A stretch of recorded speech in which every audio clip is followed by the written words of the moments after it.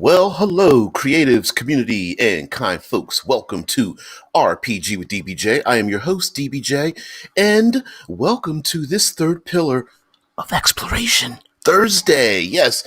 Today is Third Pillar Thursday. One of my favorites. It is the thing that has that gets the old soul going here very early in the morning on the East Coast of the United States here. And this week we've been talking about hex crawling. So the two go hand in hand for this Third Pillar Thursday. Now, for those who don't know, the show is simulcast on Twitch, YouTube, and into the boiler room of our own Discord server. So if you'd like to listen in or participate on the show in any or all of those platforms, please do. And in addition to that, uh, some some new players may not understand, or even heck, some old grognards may not understand what Third Pillar Thursday stands for. So, the third pillar of exploration in tabletop role playing games deals with, of course, exploring the unknown, with the first and second pillars kind of corresponding to combat and social interactions, respectively. So, here on the channel, we take the third pillar Thursday far more into a world beyond just a narrative. Like, for example, maybe it's blistering cold in the Arctic North, or it is a dense jungle, or the air is thin in high mountain cliffs, or you're sailing on an ocean vessel and the white capped waves are spilling across the deck. We take that even further and go into using these locations to make the very mechanical features of the game extremely dynamic and come up with some unique ways to just change it up instead of the players being next to a green screen, where we have the environment itself may even be a character in your story, having dramatic effects on both PCs and their adversaries. Okay, so and hey, Cam, what's going on there? Good morning. Good morning. Yes, this show goes live, at least for my time. It is 6 a.m. Eastern Standard Time, or Eastern EDT. I don't remember what that stands for. But all of you, time will be changing shortly, depending on where you are, or has already changed, depending on where you are in the world. So just be aware of time changes. And if you can't make the show, yeah, you can catch it later. All right. So um, we've talked already about a world in which exploration is the foundation of what your protagonists, your players, have to do. And I think not only can we have fun with putting the players in some really creative locations, but dumping a bunch of like problems and adversaries on them while they're doing it. And in addition to that, if they have responsibilities, yesterday we talked about gathering gathering materials in and around the environment, whether they are like vegetable or mineral, getting rations together, finding food and water sources and things like that, and even taking care of a large group of people that they're responsible for. Um, we thought of the idea of, or came up with the idea that maybe people, like the PCs and their chargers, are like dumped in a new world and you've just got to survive. Or the PC, literally the game starts with a they awaken on like the television show Lost. They awaken on a beach, and off in the distance their ship is sinking. It's just shattered amongst or against the rocks or something. Around them is their stuff and a bunch of people they got to take care of and go. And so also, it could be in this world that maybe the world's so dangerous that every community is nomadic. So now, it doesn't necessarily mean that they always have to travel into the unknown, but it could be that, as we know in nomadic lifestyles, that a lot of times they come back to the places they were at, but maybe things are different when you come back. So, yeah, we've built walls and protected enclaves, but during the harsh winter months we've got to go down south, or we follow a herd, or someone is able to predict the weather patterns, and so we have to follow the safest weather patterns because the dangerous weather comes behind us. And then what do you do with the people that you are in charge of? Even if you and the player characters are badasses, maybe it's very important to make sure that they are safe. And protecting a wagon train as it goes across dangerous territory, either from predators or the environment or something, I think makes a pretty good story. And also we get that triangle that I've brought up. I brought up every now and again about, you've got your protagonist, your antagonist, and then you got that third thing in the middle. And maybe the win condition is just getting up a muddy hillside, or getting across a raging river or something. Cameron says it could be accidental time travel back to the time of the dinosaurs. I see ya. I know you saw the show Terra Nova like I did. There was a television show called Terra Nova where in the future of humanity was it was destroyed, right? They destroyed it with chemicals, and water sources were drying up. This is a modern setting. And then they came up with time travel, and to save humanity, they had to build a community back in the prehistoric era. And so there were dinosaurs and things like that. And it was a show called Terra Nova. And then there was some politics involved, and people taking with them their old way of life in this new world back in the prehistoric era or something.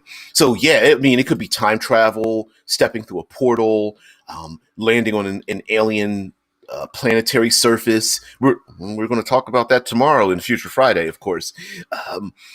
Heck, it could have even been an arcane accident that someone somewhere was like, I'm going to cast a time stop spell, and everyone's like, you didn't read the last page. And then it screws everything up, and now everyone's living in this prehistoric era or something like that. So I love the idea of personal responsibility, but we'll get into that in a minute. One of the great things, for those who don't know, I am a contributing writer to Critical Hit Publishing, and my little brainchild is a thing called the cinematic environs. And the reason for it came about through a very simple conversation, a bit of a joke, about trying to drink a potion in a frozen Arctic wasteland, and coming to find out that it's frozen solid, and it's just like a slushie or something, or it's a popsicle. It's an orange push-up. Anyway, and it expanded from there. And the reason the joke turned to a writing series, we're 9 books in. Most likely there'll be 2 more books, Subterranean and Rainforests, to encapsulate both forests, rainforests, and jungles. And then it will be combined together in a hardback compendium, which I can't wait. It'll be a coffee book table. It'll be so big. But anyway, the reason for it was that not only do I truly believe that it's a muscle that's become atrophied, but I think it's really cool to make a memorable location for an encounter, because the players are going to have to make tough choices without the dungeon master making an answer or solving the problem, right? Like, there might not be a solution that you can come up with, but the players are pretty intelligent. And listen, 3, 4, 5 against 1, when it comes to brain power, they'll always win against one dungeon master. So create problems, not solutions. So an example would be, again, let me go back to the torrential rain and a muddy hill. Okay, so if the player characters if they are heavily encumbered, or they're dragging behind them the carcass of a beast that they took down and it's for food, or heck, they're just scrambling away from an enemy that's hunting them down, and they have to remain silent because there are scouts and enemy forces out there in let's make it a rainforest or something. and then all of a sudden maybe predators come out of the woods, and half of them are at the top of the hill, another portion of the party is at the bottom of the hill, a few are in the middle, maybe grabbing onto ropes or hemp or vines or something, trying to go up the muddy hill, and then all of a sudden they're attacked by predators. What happens? And then my I'm a proponent of having the environment have a mechanical effect on what's going on. So maybe those who are attacked on the muddy hill, it elicits an acrobatics check or athletics check to hold on, acrobatics check to maintain your balance. Maybe it's a 2 steps forward, 1 step back kind of thing. Like, if you fail, you're going to slide back down, and you got to spend some of that movement rate you think you have plenty of to start to scramble right back up the hill again. Maybe it's really cool if somebody punches an adversary in the throat and they go sliding down the muddy hill, right into the clutches of their allies who are at the bottom of the hill, who are waiting to climb up the hill, but they're waiting at the bottom. And then, maybe there's adversaries at the top of the hill firing javelins or throwing rocks, sling stones down at the party that's in the middle. And all of these things could be happening. And while, yeah, Red Dice. Oh yes, there will be a Rainforest book. Segue. We were going to do a separate swamp, forest, jungle, etc. But we found out that the forest and jungle and rainforest are so intertwined that it would be like a cash grab to try to make like 3 books out of it. And a lot of the stuff would be just repeated over and over again. So wetlands is is moistness below you, and rainforest is moistness above you. Yes, I said the word moist. Cameron says, I can't wait for that rainforest book. I was surprised there wasn't one already out when I looked it up the other day. I always feel like there are hazards I'm forgetting about when I write up a list. Yeah, there's a tagline. Yes, cinematic environments, it will keep you moist. So anyway, but in all honesty, much like Cameron can attest to the wetlands book, the idea is I'm starting to promote myself here, and I wasn't trying to do that, but the idea is to come up with things that spark other ideas, right? Moistness as above, so below. I'm so wet, and you should be. I need a moist towelette. Anyway, the here on Third Pillar Thursday, as we talk about hex crawling, I think adding in the added feature of collecting resources and or caring for a larger population of other people, especially if they are less endowed than the player characters, I think adds an extra dynamic that I think is really cool. Like, let's go with a classic Wild West scenario, which we brought up earlier in the week, where many stories of the American Wild West before they even became the States is all about cowboys and explorers and wagon trains and going off into the unknown. Now, of course, there's problematic issues about the genocide against the indigenous peoples. Let's put that aside for tabletop role-playing context, and let's focus on the exploration part. Is that, the player characters may have adequate and superior access to food, water, protection, shelter, not getting lost. But what if they have to take care of a greater, larger group of people, or even share their resources? And then having to deal with that, imagine 3 wagons are going across a vast plain, and there's like rolling hills, rivers, tall grasses, even a barren landscape. And they get to a part where it's just rocky hills and plateaus and mesas and precarious pillars, and they have to navigate through it. Well, sure, the player character is like, hey, I've got a 60-foot movement rate because I'm a feline born character or something, and the rest of the people are like, yeah, but we aren't. Are you gonna dash ahead and see if there's dangers? And what if we get attacked? We can't, we break a wagon wheel. What happens then? And so I like the idea of giving the players responsibility and turning that responsibility into a mechanical feature. Red Dice Diaries, by the way, guys, please go check out Red Dice Diaries on YouTube, Twitch, and Anchor, the podcast Anchor, the Purple Worm podcast. Anyway, says, I have to admit, I'm looking for ways to bring in resources and terrain more into my hex crawl OSE game. Okay, it's been a bit hand wavy so far, but I'd love to bring it in more. Okay, this is a slight segue for the question out there for those that say making the terrain have adding more mechanical issues with I'll say issues or complications with terrain and the environment is too complicated. And I will contend to you that it is no more complicated. It is less complicated than a creature stat block. It's no more complicated than the stats of a random NPC. And we all know the random stats of an NPC go from 0, like no stats at all, to they've got cooking and performance of like a +3, right? Like no game master really ever writes all the stats down for an NPC, and the environment could be the same way.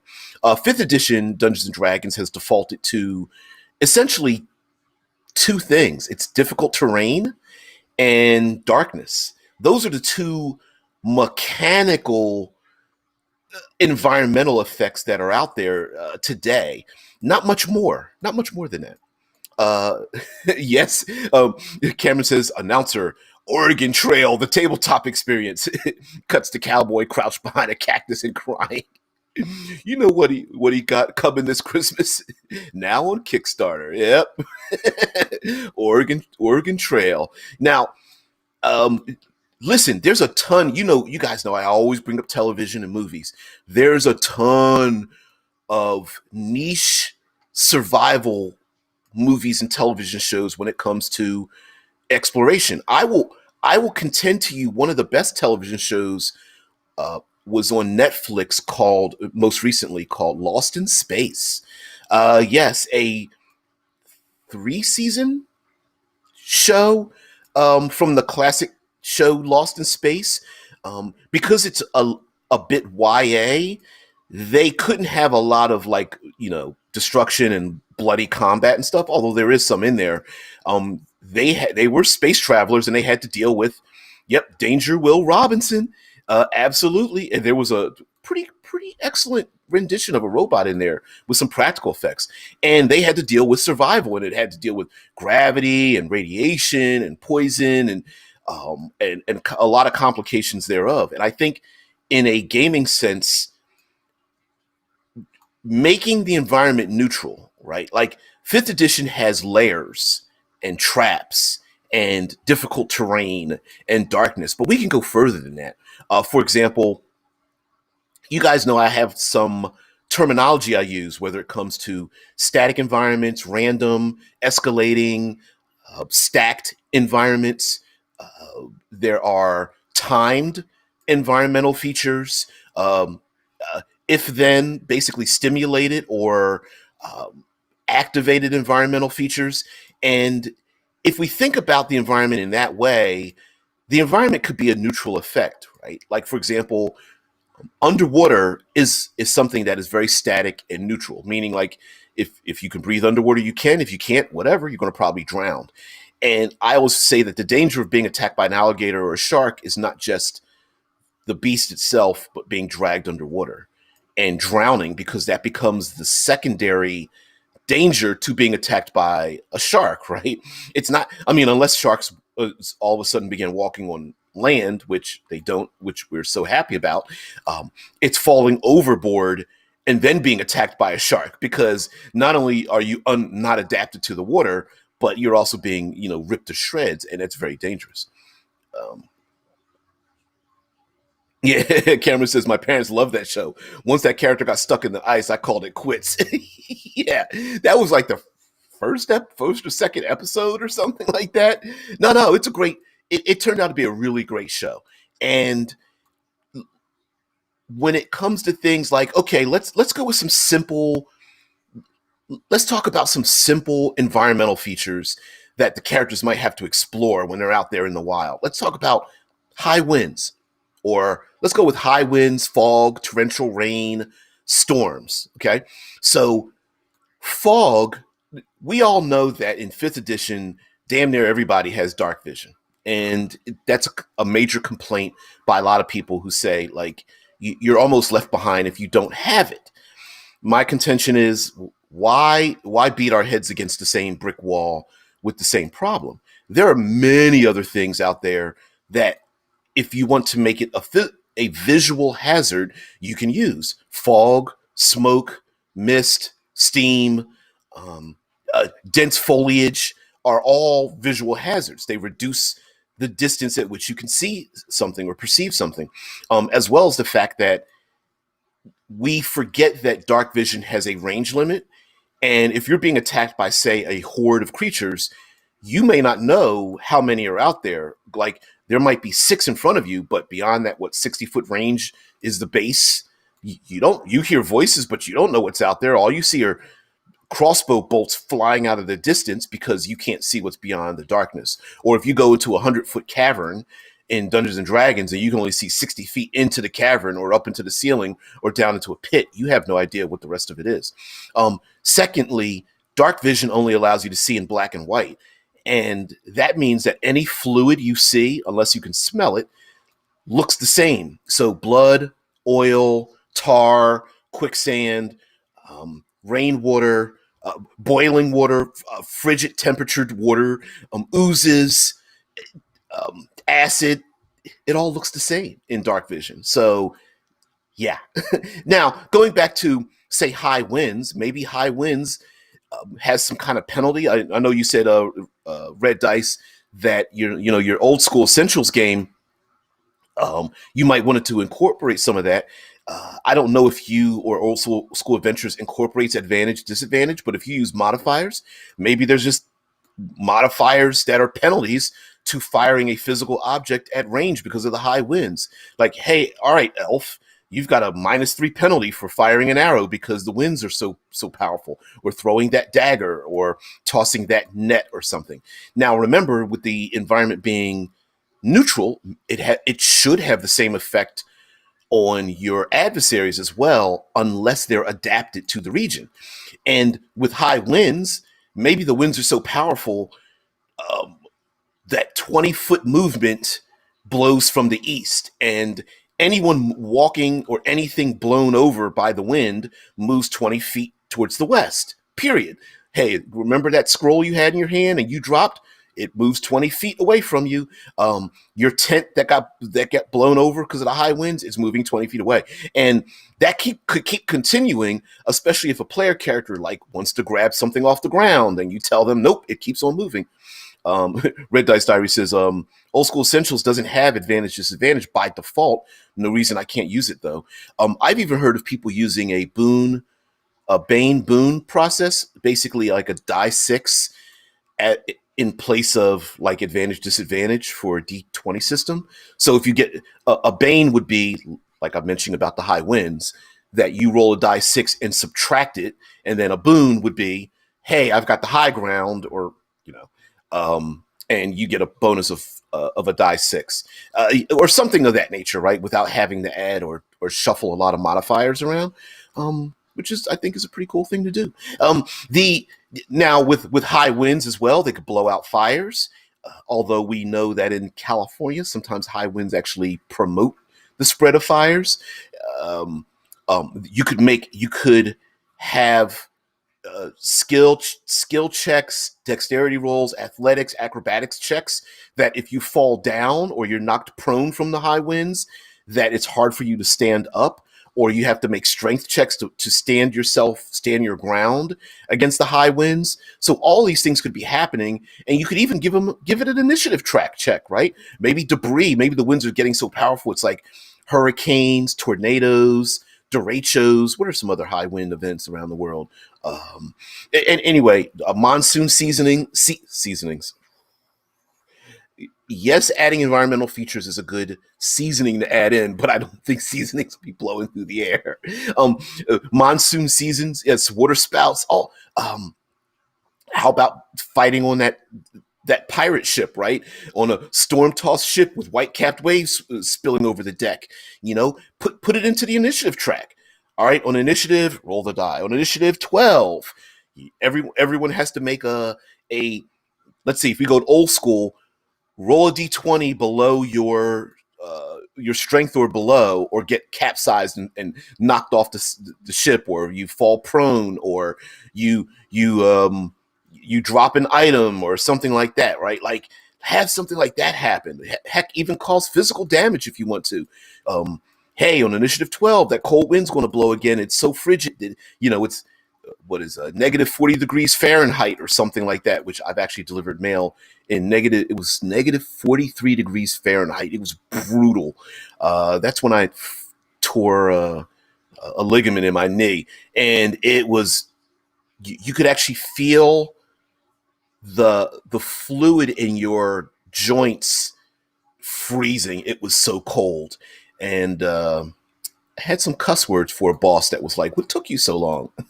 Anyway, something could be so brutal that maybe it causes not just like 2d6 cold damage or something when you're out there fighting your enemies or something, but maybe it causes you to slow down, or reductions in statistics, like reduction in dexterity or constitution or something like that.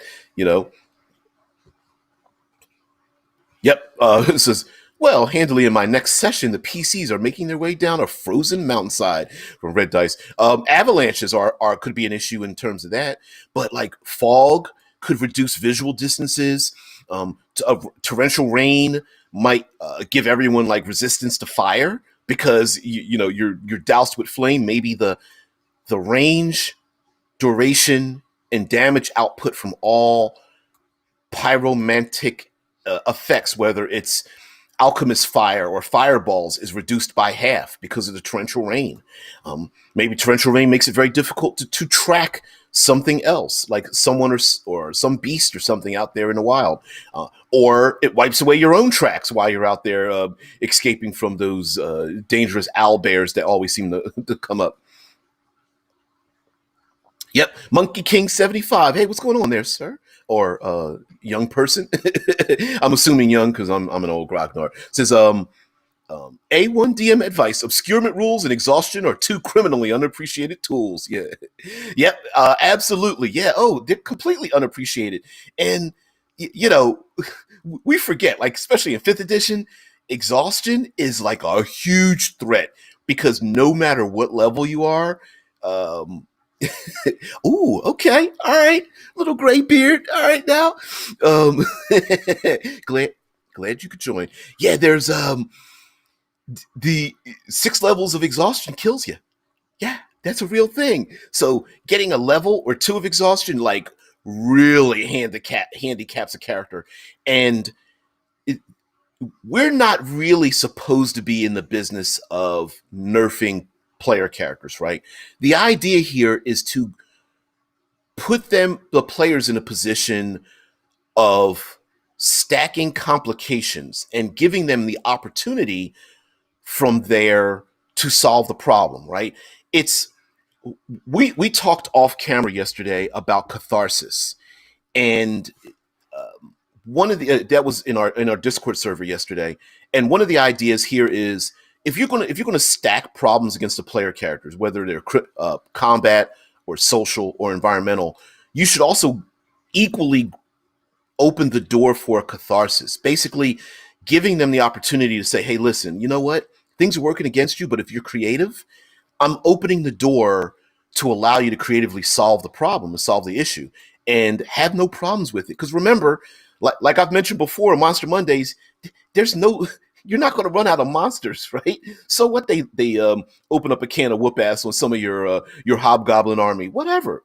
Yeah, but if you got like Monkey King says, hey, yeah, man, got creative choices. Why the hell not? Cameron does giant hail during a hailstorm while on a ship, damage from above, tripping hazards below you. Yeah, you know what? Aftermath. We did a whole week on aftermath, but what about aftermath effects, right? Like, sure, you cast a fireball.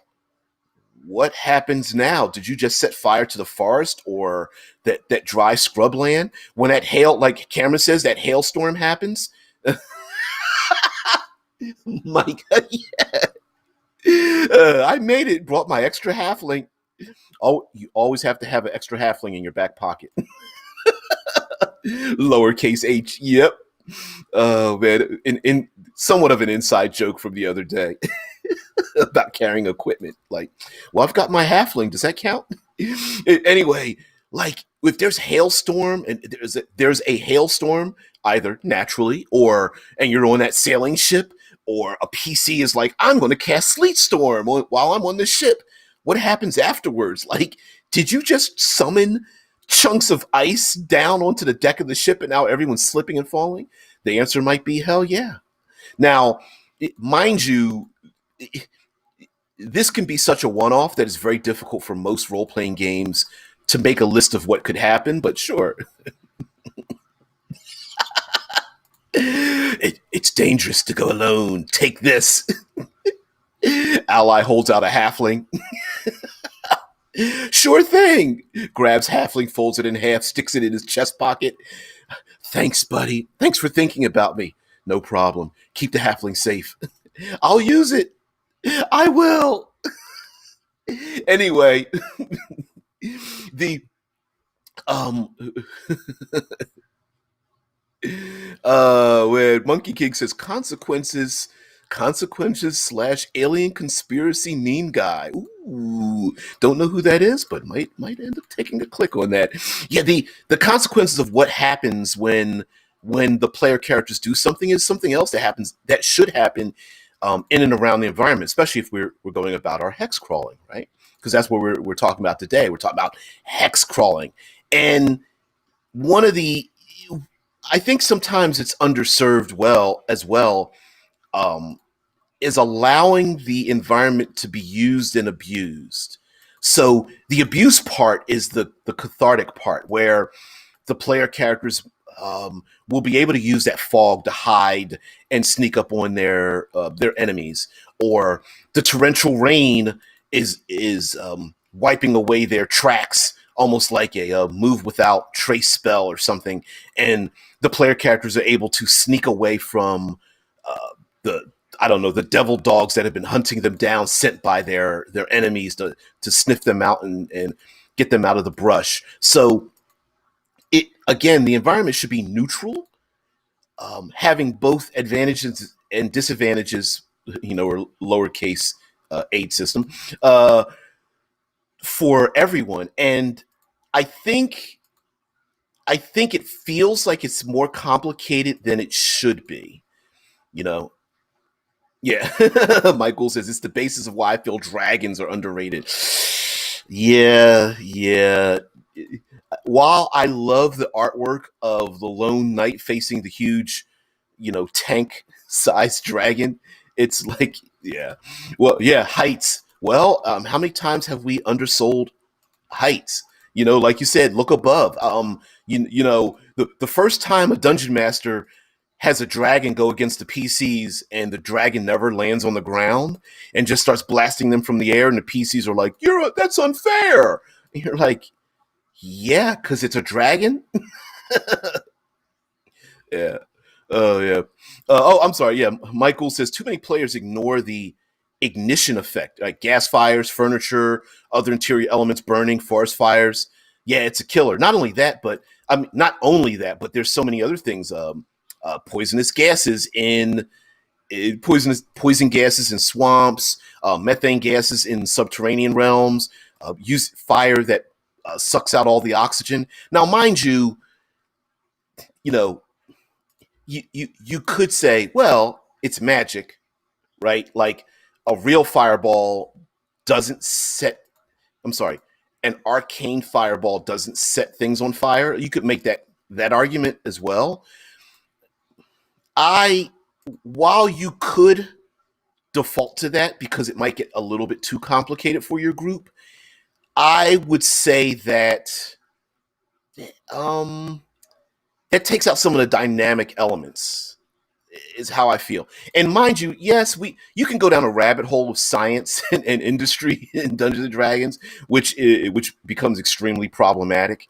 But because it's a simulator, it's a very vague simulator. It's not one for detail. But I would say that, like, you know, um, stimulated environmental effects, right? If then comments where, if you do this thing, let's go back to Red Dice Diaries talking about scale, climbing down a Arctic mountain reach or something, or high altitude reach. Casting that Thunderwave spell might not be the smartest thing in the world. Now, sure, that might be your bread and butter normally, but for the most part, no. It's like you might not want to scream and yell to your allies, or that monster that is roaring or something. You're like, shut up! You're going to kill us all if you keep making a giant roar or something, whatever. So yeah. Michael says that would be a house rule. The 5e raw or rules as written holds that ignition occurs. Yep, but they also don't give you the rules for what happens afterwards. That when that happens, do they? See, it's much like reading the fine print of the Outlander benefit of being able to find food and water for your allies. It does say potentially, right? So it's these one-off things that we see in the game. So yeah, rules as written says it does ignite, and then rules as written says we don't have the rules for what happens afterwards. So yep. See, like Michael says, no problem. See, flaming oil. Yep, flaming oil. What is it? Alchemist fire, stuff like that. So there are rules, but again, they didn't list them under. They're all spread around. They're all scattered all over the book. So you kind of have to go look for it, which that's kind of why I've written the cinematic environments in the first place. All right, Cameron says, my players don't flinch at any big creature smaller than huge. Then the flinch is really a twitch excitement to climb and then attack against touch AC. Yep. Jumping on a big giant creature and attacking from behind is a cool thing. And both Pathfinder and 5th edition have included rules for climbing up on the back of creatures and how to do that. And guess what they did? They just used the rules the engine they already have, right? So, yep. Michael says, ask yourself why red dragon sorcerers might not be allowed in towns made of wooden structures. Yeah. Oh, I don't know. PCs and fire always bring about, infernos, because, that's what they do. Monkey King, you say, what was that book you mentioned you wrote? A series of books, actually, known as the Cinematic Environs. It should be down below in the Twitch information, since that's where you're at. But yeah, go to DriveThruRPG and type in Critical Hit Publishing. You'll see the Cinematic Environs there, as well as the fact that if you're into Call of Cthulhu, the same versions of the books are rewritten to fit into the mechanics and background of Call of Cthulhu.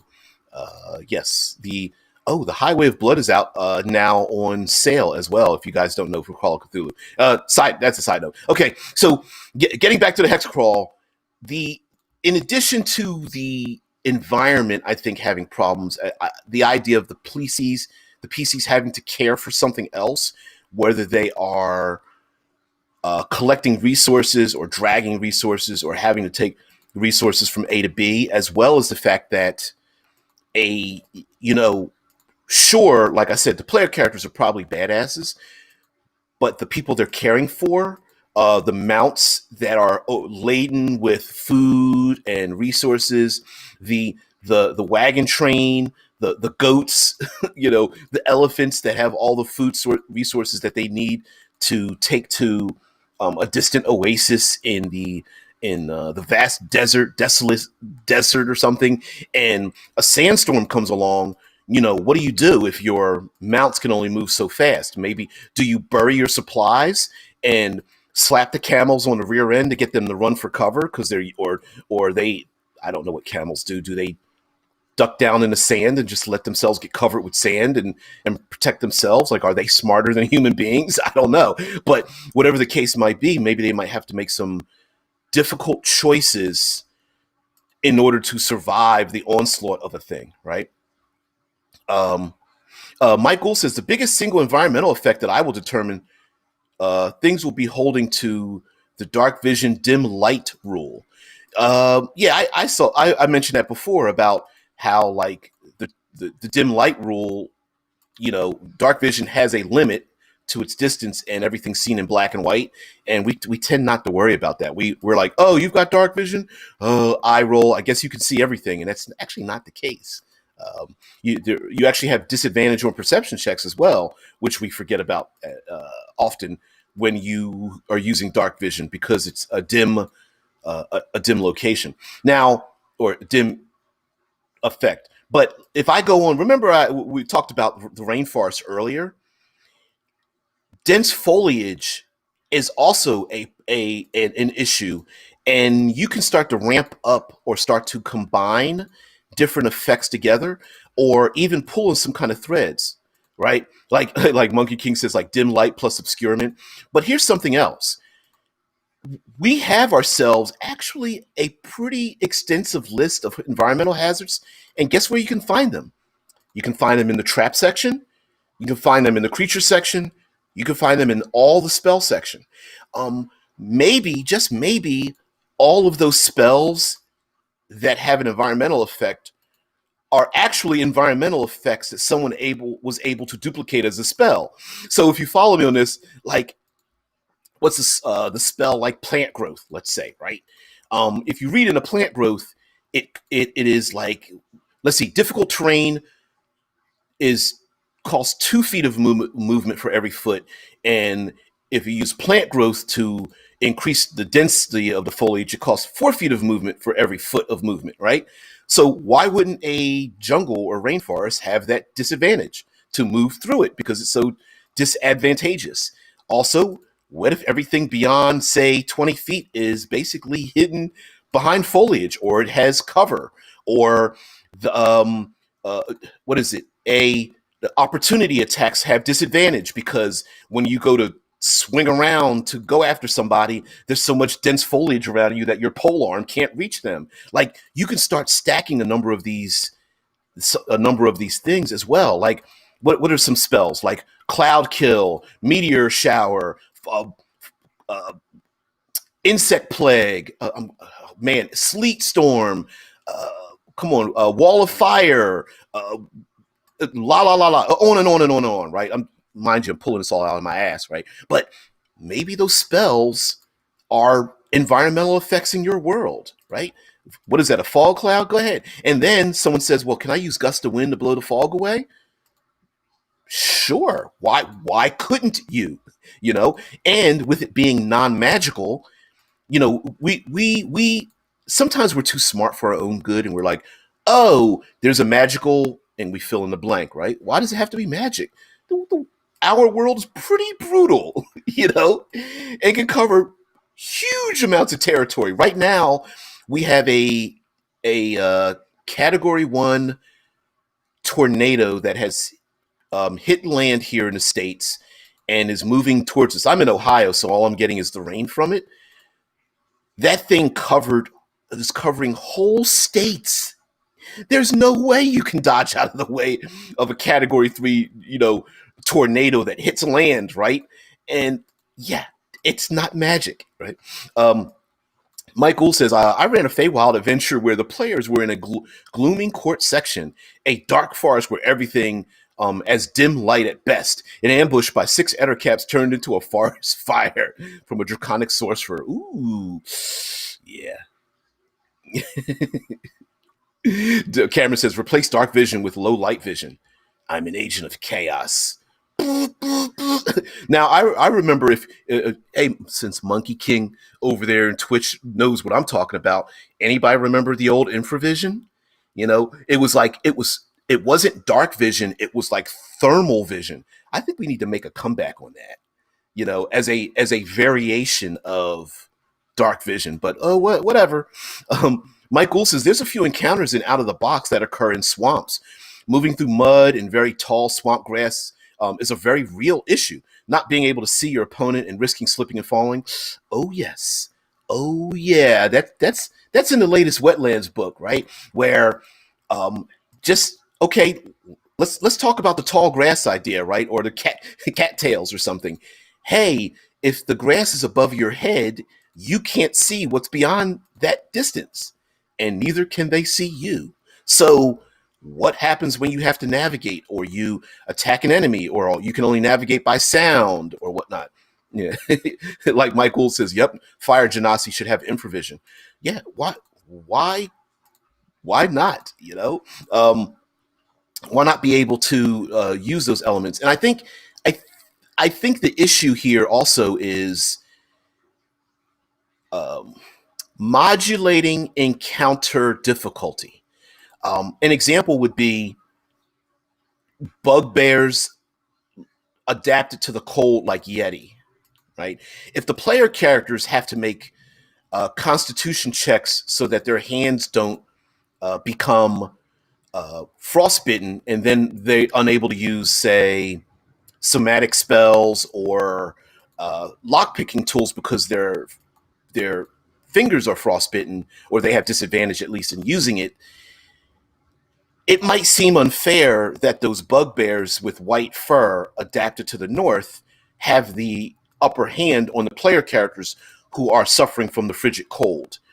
And my contention to that is yes, but now you have a brand new type of bugbear, right? Just taking all your monsters and adapting them to a particular region not only gives you the opportunity to continue using them against a more advanced or experienced group of player characters, but it also means that maybe you have desert bugbears, and maybe you now have Arctic bugbears, and you have mountainous bugbears, and I don't know, aquatic bugbear. You don't have to go that far, but my point about this is you can, instead of the same old confrontations with the same old goblinoids over and over again, now maybe the bugbears are grabbing people by the throat and dragging your PCs off into the blizzard. And when that cleric goes, I'm going to cast a spell, a bless spell on my allies, and you as a dungeon master go, okay, well, the spell says you have to see your target. Can you see them? Because the bugbear just dragged your extra your pocket halfling off into the distance. You can't see them, i.e., you can't target them. That becomes a bigger issue, right? Even though you can hear them screaming and gurgling off in the distance. Although I guess one player's like, well, I brought an extra pocket halfling, so whatever. But you get my point, right? Hey, Mew Mew, what's going on? Hey, long time. Glad you could pop on in. I'm always here. All right, let's go back to this. Cameron says, when I found infravision and ultravision, I felt like Indiana Jones. Yep, ultravision as well. It was a difference. It was infravision was the thermal version of it. Ultravision is what we today consider to be dark vision. But yep, infravision and ultravision. Yep. Mike Gould says there's also one encounter in a cornfield calling on my dread instilled from Children of the Corn. Ooh, I still remember the knuckles put on the meat slicer. Children of the Corn. Yeah, yeah. Having an encounter in a cornfield and you can't see beyond a certain distance, you can just hear things moving around in the background. Like, yeah, Monkey King feels like me. Yeah, like, ooh, I hate body horror. I love it because I hate it. Red Dice Dyer says, I've got polar owl bears in my game. Of course, polar owl bears with like white fur and everything. Oh, man, beautiful, right? And maybe they're adapted. They have an advantage on being sneaky. or they can, like polar bears, they can swim in Arctic waters, and they can come up underneath a frozen lake that the PCs are crossing along. And what happens when the PCs look down on the frozen lake and they see something below them trying to break through the ice to bring them down? What happens then? And so I love that. I love using all those tricks of the trade and stuff. Um, Mew Mew says, "Are there any drawbacks to having dark vision in fifth edition?" I said it earlier. Everything's in black and white, so every liquid, from blood to acid to oozes to hot or cold or tar or heck, even lava, unless you can feel it or smell it, it all looks black and white. And visual distance, dark vision has a limit on what you can see. Everything beyond that is unseeable. So if it's unseeable, you cannot target it. It's as if it is, what is it? It's invisible. I think that's how the fifth edition rule works it. If you can't see it, it's the thing that you can't see is considered invisible, whether it's behind cover or something. So, yeah, there are disadvantages to dark vision. We just hand wave it away, which I think is a shame. Michael says there's also one in out of the box encounters with an Arctic chimera, which is awesome, and one in the out of the box encounters 2, not yet released, with a hill giant sized Arctic minotaur. Snowstorms are a thing. Yeah, snowstorms. Oh, they can be brutal. Blizzards blinding you. I mean, I don't know if any of you have been in a whiteout, but literally in a whiteout, you almost cannot see your own outstretched fingers in a whiteout. It can be pretty brutal. Here in the Midwest, oh my God, it's like people that drive through whiteouts. I don't understand, because a lot of times the most safe people on highways, everybody puts their flashes on and pulls over because you cannot see at all. It's crazy. And the camera says, "I died in one Who Will Die last game because I walked under a pine tree in a blizzard. Apparently there's a lot of loose snow down there and it's easy to fall in and get stuck." Oh, your classic traps. I didn't bring up traps, right? I talked about spells and creature. So traps, we love ourselves some classic dungeons and man-made traps, but it breaks the immersion because we understand that if you're going to stack a dungeon with traps, how the hell do the things inside of the dungeon navigate through the traps? So it breaks the immersion, but the physical environment is filled with traps. How many people have been crushed by random falling things above their head? How many people have fallen into random pits covered with snow or foliage, or not quicksand, but a sand funnel that drops you into a cavern, or rock slides, or those mudslides that happen in California all the time, where people claim that California has the best weather. No, it doesn't. They've got earthquakes, mudslides, and forest fires. All that shit's crazy. You know, those things, we can put them in our world. When a tornado sweeps through a region, how much debris is flipped up and thrown through the air? Homes, buses, schools, cars flip through the air, and maybe even player characters, cows thrown at people. Got to make those deck saves and watch out for that debris, right? What about the thunderstorms and the potential nature of being struck?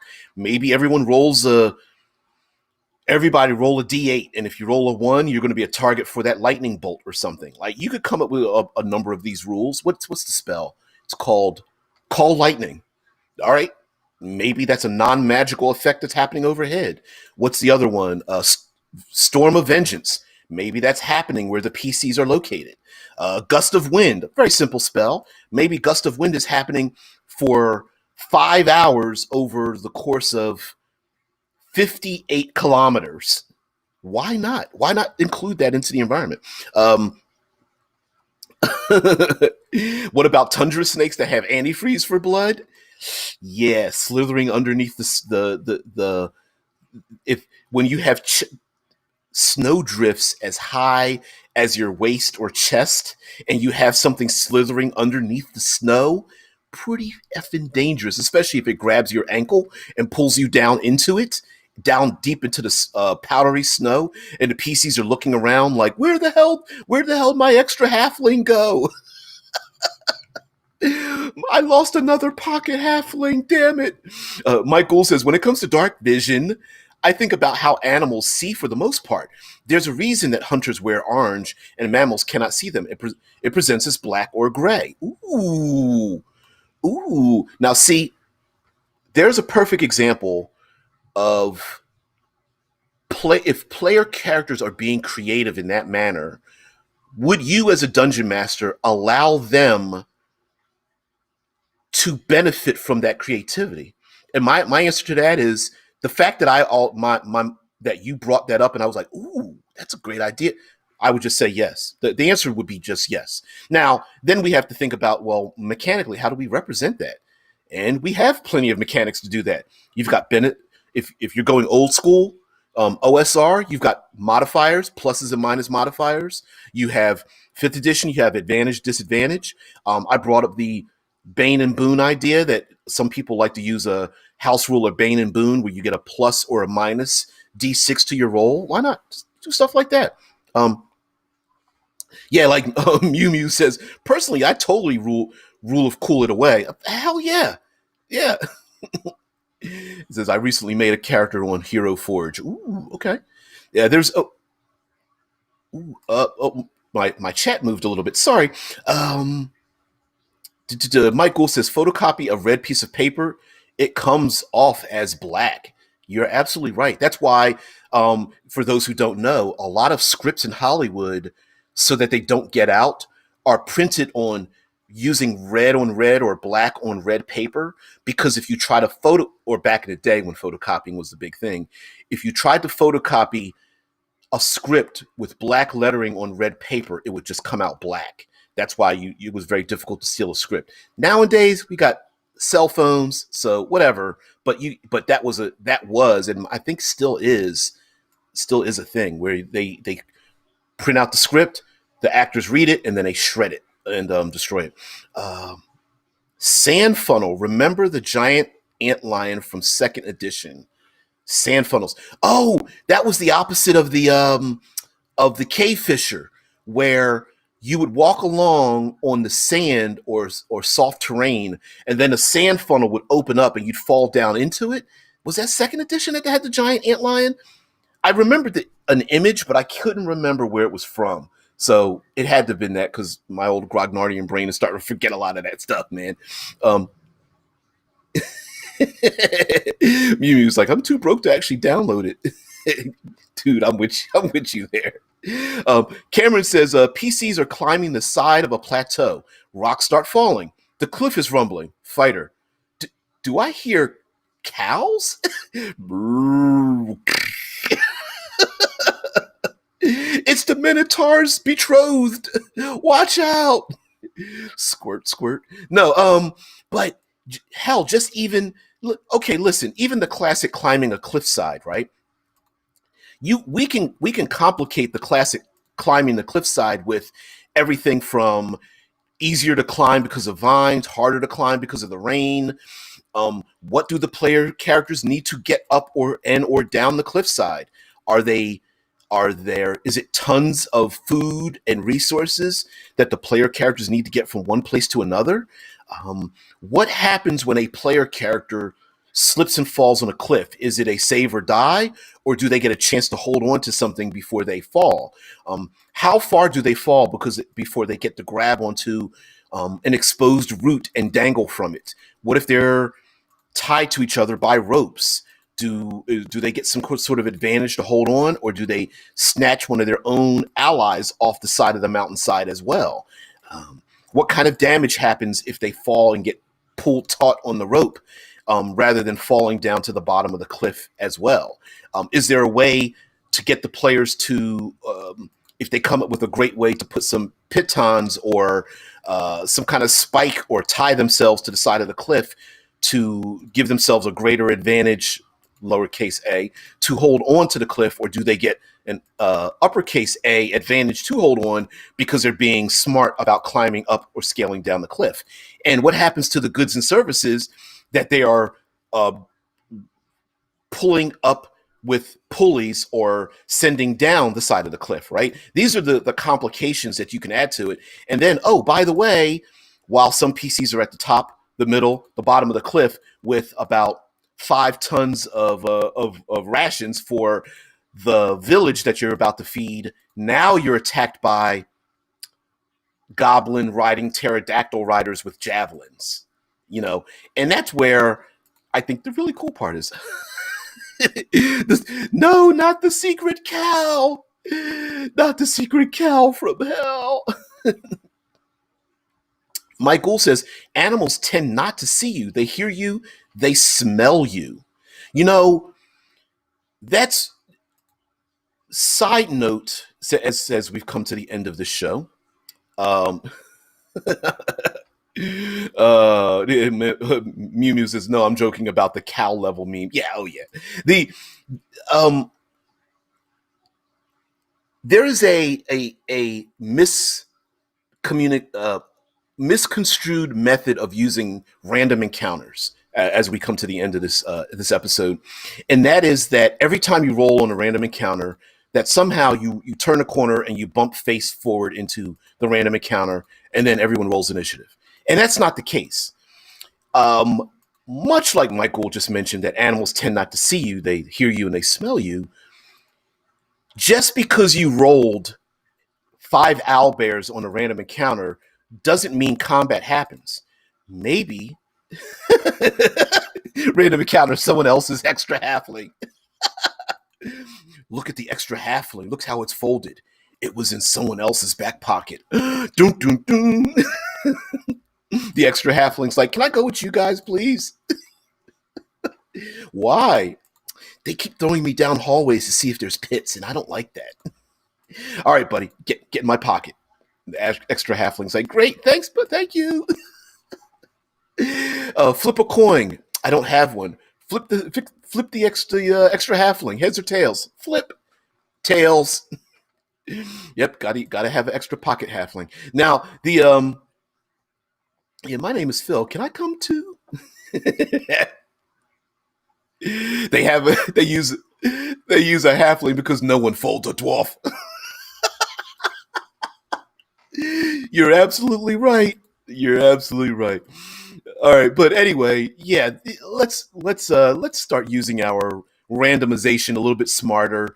That some of those things might not even want to encounter the PCs. Some of them might want to like go off in the distance or whatever. But yeah, we have to end this on the pocket halfling idea here.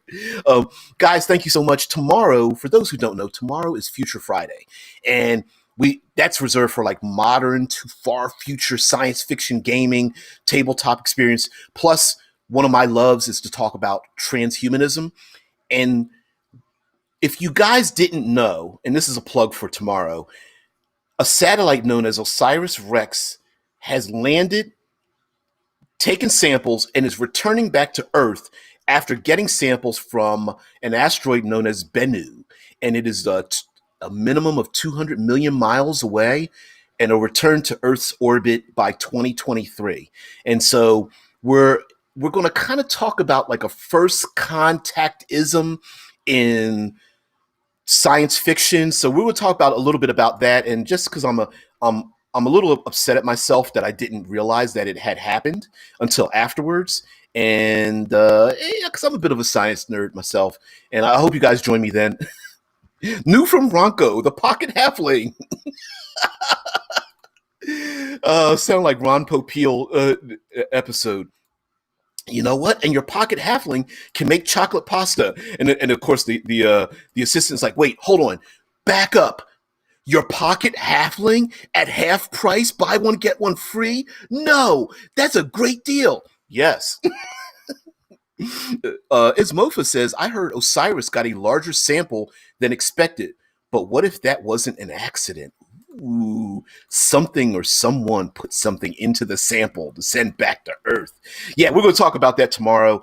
Talk about first contact, gaming. We're going to talk about like even the idea of like maybe first contact is done mechanically and that kind of thing.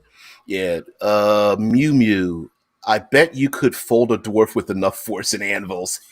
You wouldn't want to. I don't think you'd want to. But anyway, anyway, guys, you get a whole lot of attitude. You guys have a great one. Yeah, red dice. You guys are crazy. All right, guys, got to get out of here. You guys have a great one. Please like, share, subscribe. Let everybody know. Tell your friends and family and grandparents and people you hate about the show. Bring them over and show them the love. Guys, have a great one. I'll see you later. Bye. I'm out.